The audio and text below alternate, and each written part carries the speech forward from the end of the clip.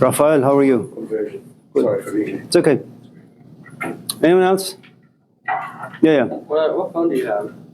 I don't know. My wife got it. Oh, that's nice of you. It's nicer. I paid for it.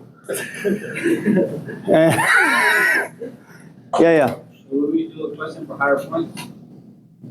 Like an extra one? Or that's No.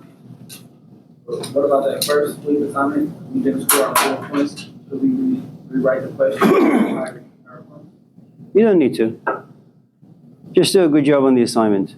Yeah, you'll be fine. Yeah. Have you graded any assignments? Yeah. Oh, okay. My son did. Yeah. He's about 2. He likes punching in numbers. Anyone else? Favorite number? I'm sorry? What's his favorite number? His? Yeah. It's like anything below 5. But then my daughter, who's like 3, checks his work and scores a little higher. Anyone else? I have 2 questions. Sure. So I want clarity for the matrix video, like what it means, like the background. And then can you explain what the essay will look like for the first assignment? So for the essays, you look at, I suppose you either watch a video or you listen to the audios, and hopefully something will pop out, capture your interest, and then you write on it. So let me give you an example. Let's say, and there are steps involved that you have to kind of write them down. Hello. Let's say the audio talks about you've smoked every single day, say marijuana for the past, 10 years, 15 years. It's something that just goes around in this culture. And one morning you wake up and you say, well, I want to quit. Okay, so you have an inspired moment. And it stands as a really, really good theory. I want to quit, It's a nice concept. It's a nice thing to do, I suppose. Especially if you don't have cancer, if you don't have diarrhea, if you don't have migraine headaches. You're just bored silly and it's part of the culture, so you smoke. So what are some of the steps that you need to take in order to quit? Because you're dealing with physical, you're dealing with emotional, you're dealing with psychological, you're dealing with intellectual, you're also, most importantly, dealing with habits. You also have friends in your life who come over your house and you guys smoke together. And you've been doing it for about 10, 15, 20 years. And the idea that I just want to quit, and you write an essay about, I want to quit because of ABCD, is great. But it doesn't tell me anything, doesn't do anything for me. If I was to ask you, for example, how do I make pound cake? And it's something you've done, and you're really a good baker, and you've done for many, many years. What you do is you say, okay, well, you go to Safeway, you buy this and you buy that, then you come over. I come over, and then you show me step by step how it's done. And then we patiently wait by the oven for about half hour, 30 minutes, 40 minutes, 50 minutes, and then it comes out. Then we put it on the rack for it to cool, and then you serve it with some coffee. And as you're doing this, I take notes. And then I go home and I repeat the notes, all the steps, but I don't get it right the first time, or the second, or the third, or the fourth. And eventually something happens. It's like people saying, I want to be happy. I want to have a good marriage. I want to be successful. I want to be this. I want to be that. And if you don't know the steps, they're nice concepts to have. It's like saying, I want to forgive my father. I want to forgive myself. I want to be in a good relationship. Well, there are steps to everything.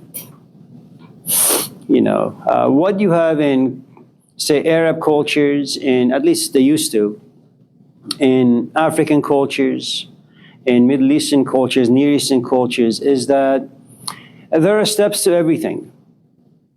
You go to school not because it's your choice, you go to school because it's your parents' choice. And you study not art, not how to play the piano, but something that will benefit the community, your family, And so this idea of I want to be an individual, it doesn't exist. There are no steps for that. In fact, if you were to do that, the entire culture would condemn you, punish you.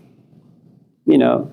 And so you have culture giving you steps, parents giving you steps, and just in case you take a misstep, you get reprimands. You know, it's not like here where you say, well, this is my life, it's free, and it's freedom. I'll go out there, do whatever, and I'll suffer the consequences. Well, yeah, you may suffer the consequences, but you don't live in a cave. There are other people in your life. So does that make sense? Yeah. 99% of what relates to that. Well, what relates to you and how do you make it applicable? Okay. And we do that for all of the For every single audio and video, yes. Okay. Now, that is the first part. The second part is the social aspect, because, you know, especially in a place like Oakland, social justice and all of that, it's a great thing. Give me the steps. Imagine like 20 people in this room are habitual smokers. Well, it's one thing for you to kind of summon up the will and have the support system to quit smoking. How do you impose that on 20 people? What do they need to have? What sort of an environment do they need to be in? Do you give everyone freedom? Do you remove freedom? Are you mean-spirited? What does compassion look like? Is it true that sometimes compassion comes in the form of a slap or screaming? Or do you just allow people to do whatever and destroy whatever you have built? So these are very, very difficult assignments. But like anything else, experiment with it, play with it, and see where it takes you. There is no how-to. How-to does not exist, really. You just have to kind of try, fail, and then when you're 40, 50, 60, 70, then you'll get it. It may be a little too late, but at least you get it. Yeah. I have a feeling, I think I can guess the answer to the question, but the old school introduction, thesis, antithesis, and synthesis, and conclusion, it does not interest you, correct? No. Yeah. I had a feeling.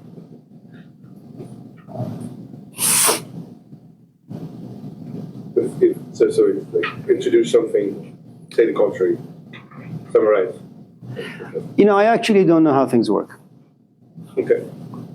If I was to be very, very honest with you, I don't know how they work. And I say that in the sense that, I mean, I don't know how all of a sudden LeBron James is made. I don't know. I mean, people may write a book on it, you know. You can imitate the way he is and the way he plays, but you just can't be him, and I don't know how you can be him. It's like life creates magic and says, here you have it. You know, if you want to be a basketball player, well, look at him. And then do the best you can, but you'll never be him. The problem with such a culture is that everybody is pushed towards perfection. Everybody is pushed towards becoming a Tiger Woods or a Mike Tyson. And the truth is, life creates these people once in a while. You get a Malcolm X once in a while, a Mahatma Gandhi once in a while, Jesus once in a while, you know. And then you have imitators and fakers all over the place. There's nothing wrong with that. So if your question is, well, how do I write a meaningful essay? I don't really know. If you have to be told to vacuum the house, wash the dishes by your wife constantly, you're not ready for a relationship. Anyone else?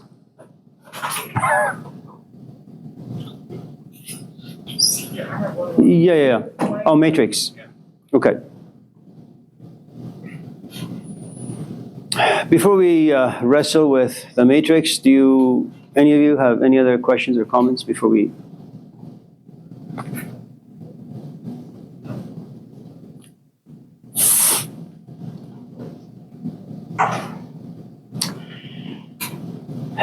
In the middle of the 19th century, it's about 1828, 1829.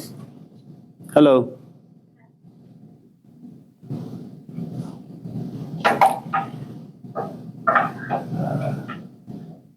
There was a Russian woman by the name of Helena P. Blavatsky, Russian. She had supposedly some magical powers. She could read minds. She could heal people from a distance. And she had a companion Henry Alcott. And it was an interesting time because you have a lot of philosophical and spiritual movements. And because they were very interested in the Hindu tradition, they had come to realize that our cultures and societies are slowly moving towards Kali Yoga. Yoga means two opposite forces coming together. It's like you have Jesus, the man, Christ, the Spirit of God coming together, and all of a sudden you have a human being who has divine qualities within. Kali in Hinduism means darkness, something that's dense and hard. So they had come to believe that human race and human generations are slowly entering into this dark age, where reflection is out the window, feeling is out the window, compassion is out the window, all the things that make society work and all the things that make human life functional for the most part. So they came together and they formed an organization called the Theosophical Society. And after many years of combing through the sacred texts, not Islam, because they believed that Muhammad was a warrior and he was brutal and violent and all of that, they basically focused on Christianity, on Hinduism, Buddhism, Taoism. They came to realize that every 2,000 years a Messiah figure appears. And you can kind of figure this out when you read the Old Testament and the genealogy of Matthew as well as Luke in the New Testament, the Gospels. And so what they realize is that the year 2000 or 2,000 years is fast approaching. So let's go out there and look for a Messiah. And they go to India, they go to England, they go to various places, and they find a man named Jiddu Krishnamurti, 11 years of age, and they train him. They put him in a cave, and they impose and influence his psyche, his physical body, and eventually he becomes a world teacher. The movie The Matrix comes, I think, Easter 1999. And Easter, as you know, it's when Jesus resurrects from the dead. And for those of you who enjoy reading books, there's a book that was written by the Russian novelist Fyodor Dostoevsky called Brother Karamazov. I think it's chapter 5. It's around the 15th century. People are celebrating because of the resurrection of Jesus, and as people are just rejoicing and having fun because they believe themselves to be Christians, virtuous, all of a sudden they have this funny feeling that there is this presence amongst them. It's profoundly divine, it's profoundly holy, and they look out there and it looks like it's Jesus. And Jesus looks at them, shakes his head, realizing they're all counterfeit. But people, on the other hand, they're really, really happy because they have found themselves in the presence of something that's absolutely a miracle. The Pope, standing above, looks down and says, "Oops, we need to go down and handcuff him." And the Pope sends down the soldiers. Jesus is handcuffed, taken into a dungeon. The Pope goes down and looks at him and says, "What are you doing here?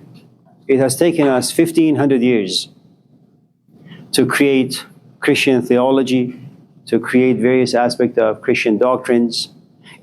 We have sold people a different version of Christianity, a version that makes them happy, comfortable.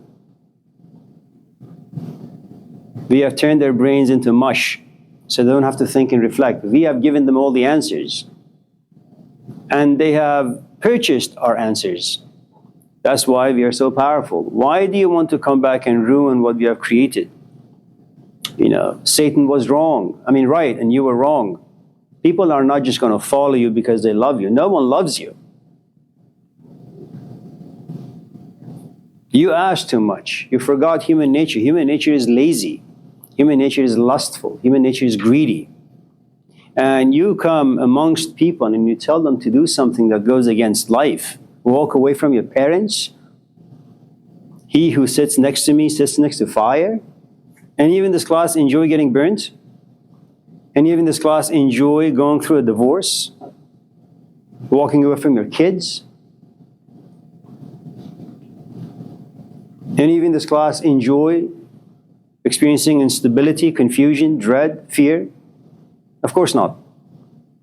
And that's what Jesus promised. Where are you going? I don't know, just follow me. So for those of you in this class who at some point in your life may become interested in the Gospels, and you may kind of sit back once in a while and say, why are the disciples so flimsy? Well, there is a reason. His disciples are just human. They have parents, they have wives, they have kids, they have businesses that they want to run. It's very difficult to just follow this guy and be true to him 24/7. It's too much. So that's why they all deny him. Okay? You know, it's like you love your father, but you hate him as well. You don't really appreciate him only when he dies. You say, oh, I wish I could have spent more time with his father, my father. And then you write this big fat book about how much you miss him. It's always easier to follow someone when they're no longer around. Okay? So the movie Matrix, if you look at the first three numbers, 5, 0, and 6, and you have to know a little bit about number magic, numerology, you have to know a few things about Indian culture, Asian culture, Christianity, I suppose. So the number 5 means to be a human being, the 5 senses.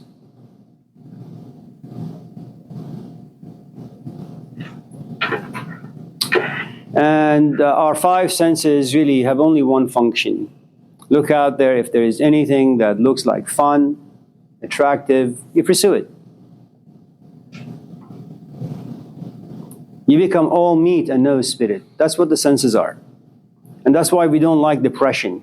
Because in depression, food doesn't taste good. What you look out there doesn't look good. What you hear doesn't look good. There is nothing you can hang on to.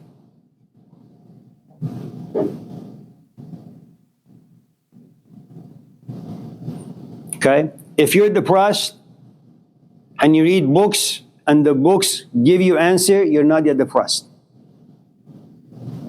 Depression is this dark, deep hole that you fall into and you can't get yourself out. Okay. Now, despite all of us in this class being sensory animals, in other words, our senses guide and govern our entire life, there is this other part to us that longs for something lasting. I'm not sure what it is. You know, I don't know why it is that we chase after beauty, we chase after love, perfection. We want a book that brings us to life. Despite you needing this class, for example, some of you may find me absolutely dreadful and boring, and you're willing to kind of sabotage your entire future. You drop this class and you just go away. There is something about us that is more than willing to destroy whatever it is that you have created. You walk away because you're looking for something. In the Islamic tradition, the human being is likened to a tulip, a red one. So what you have, the petals are red, but when you look inside the tulip, it's black. And poets such as Hafiz, not so much Rumi, such as Sa'di, they have said there is a reason why we have a thing called a red tulip with a dark spot right in the middle. It's red because if you look at the human being from the time they're born to their last breath, they're always struggling for perfection, for beauty, for clarity, for stability, for companionship. In some shape or form, they want to be touched by God, if there is something like that out there. Okay? And that struggle breaks their heart all the time. You walk into a marriage because you want a companionship, you want to beautify your life. But in the end, you realize, well, you speak, but she doesn't understand you. You buy a house in hopes of making it into a home. You buy sofas and chairs and this and that. it remains a house after a while. You know, you come to class, you're inspired the first, second, third day, the fourth day you realize, oh man, this is awful. And that's how life is. You and I are always moving towards some unknown destination. And there is a reason, because, and remember, this is Middle Eastern philosophy. We're talking about profoundly religious and mystical poets and philosophers of the Middle East. And they say the middle of the tulip, the very center, is burnt because God's finger touched the human heart. You will get married, but you will not reach perfection. You will buy a house, you may even turn it into a home, but longing will never disappear. You may come out and tell your father, I'm gay, I'm this, I'm that. You may accomplish all of that, but you'll still have this longing within you. It doesn't matter where you go, what you do. As long as you live, as long as you have breath that comes in and out, you're chasing after some unknown force out there that you want to be touched by. Okay? So, despite being a number 5, despite having your companions Brad Pitt or Taylor Swift, there are moments you look at this perfected relationship and you realize that, nah, it's all good, but it's not enough. Why isn't it enough? Who the hell knows? Now, number 0 is about emptiness. Number 0 is about death. Number 0 is about you walking away from all the things accumulated by the number 5, by all the senses.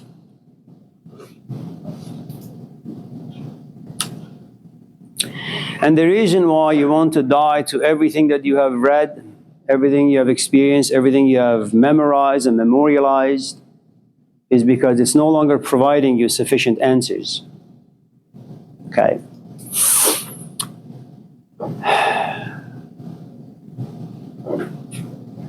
Now, some of you may find such philosophies of life intoxicating, exotic, but they're really not. It's not good to be 0. It's not good to be in a divorce where you have no idea if she's going to come back and say, let's give this another shot. You're stranded in the middle of nowhere. Your kids are out there. You're out there. You're no longer young. All your hopes and dreams have been crushed. Your parents are disappointed. If you happen to be religious, God is probably disappointed. Okay?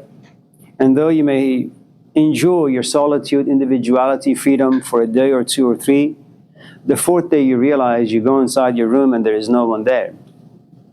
You can find some shelter and solace talking to the sofas and chairs, but after a while you say, I want a living, quacking dog or a plant or a human being in my life. This is far too much. Emptiness is not something we enjoy.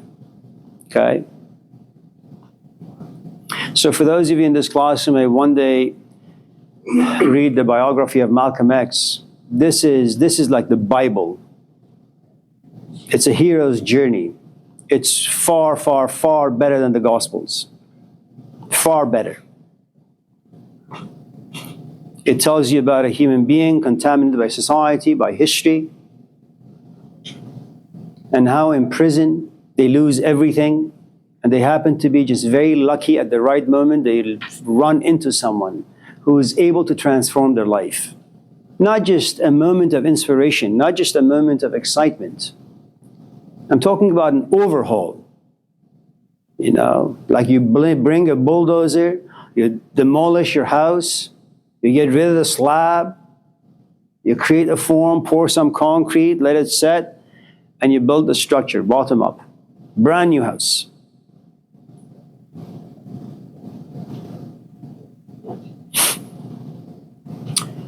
Most of us can only read and be inspired for a few minutes before our senses kick in and go back into life.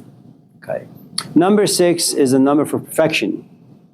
So for those of you in this class who desire to get a taste of perfection and remain in that particular space, there are a couple of things you need to understand. First, you need to understand what it means to be a number 5, how your senses function, how they are enculturated, how they are tamed, how you experience things, how memory kicks in, how the past projects itself into the present and the future. It's a prison. Not a bad prison to be in. Okay? Then either life breaks you, which is going to be devastating, and it's not something I really encourage any of you to experience, or you're broken by a mentor, a teacher. If you want to know what the difference is, imagine this cup.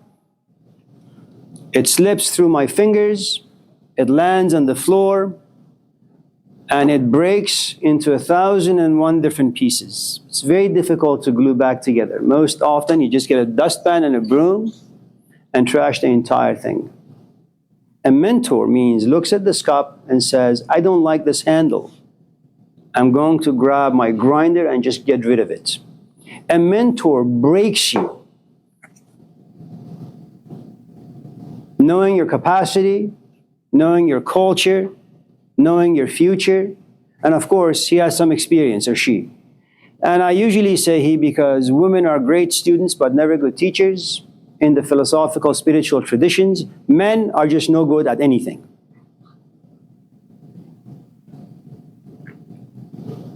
Okay?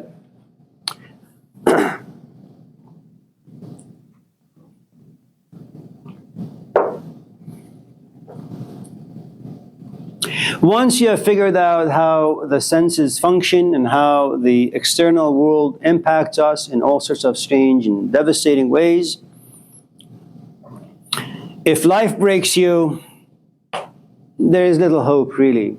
If, for example, you fell in love at the age of 18, and most ridiculous kids do, and they're broken by the time they're like 20, 25, they remain jaded. They take one step forward and 5 back. You have lost your faith, you have lost your trust, you have lost faith in your own intellect and decision-making abilities. And so someone needs to walk into your life and be extraordinarily patient. Live with your garbage, your tantrums, every single day until something clicks in you.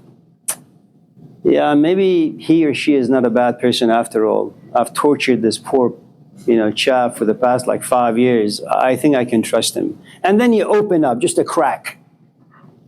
But your demands and expectations are just so much that eventually your companion looks at you and says, you know what? I like you, but that's not enough. I'm walking away. Screw you. Okay?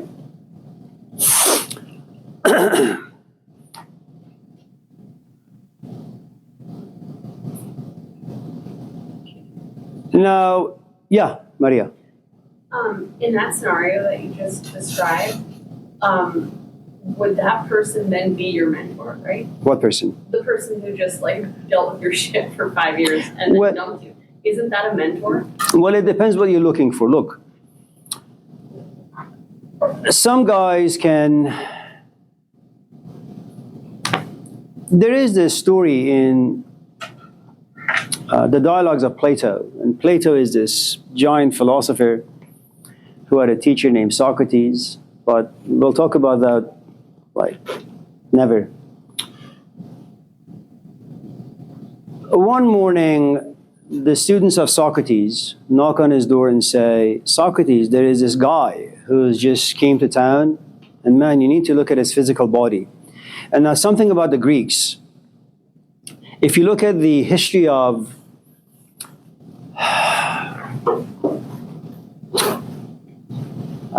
the way statues are made, okay, beginning with Egypt and onward. By the time he gets to the Greek world, it's beautiful.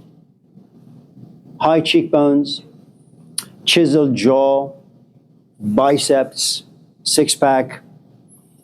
And there is something absolutely perfect about the way they create these statues. And the reason they did that, they said that, well, I can't go and reach Zeus. Zeus is way up there. I don't know where Jesus is, man. I can't touch him. And he's not going to come down. He's not going to contaminate himself. So the best thing I can do is create this work of art that every time I look at it, it inspires me.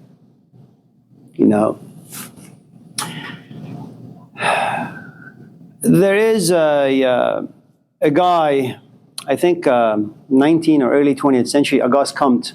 Comte had a first wife. She was nuts. And he put her in an institute of sorts. And then one day he was walking, he's the father of sociology. One day he's walking and he runs into this 16-year-old, 17-year-old, and says, wow. We don't know why we're attracted to things, and we don't know why we fall in love with the things we're attracted to, but it happens. And he goes to the parents and says, I want to marry your daughter. And the father looks at this guy and says, you're like 125, my daughter is 17. You know, you should go to Costco and look for a coffin.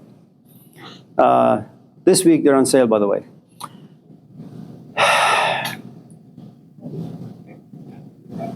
They say no. And he is heartbroken. He has a painter come to his house, and he gives this painter some description of what this woman looks like. And this artist draws this beautiful portrait of this young woman. He hangs it on the wall, puts a chair underneath this painting, and every night, he kneels, he puts his forehead on the chair and worships this young woman who's dead. She died at the age of 17 or 18. And the point I'm trying to make is,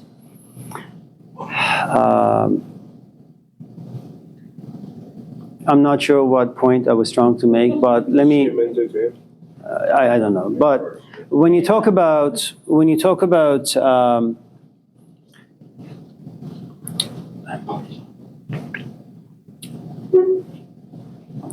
go out there, and I don't know how old you are, and you don't need to disclose that, sometimes your physical body is just lonely.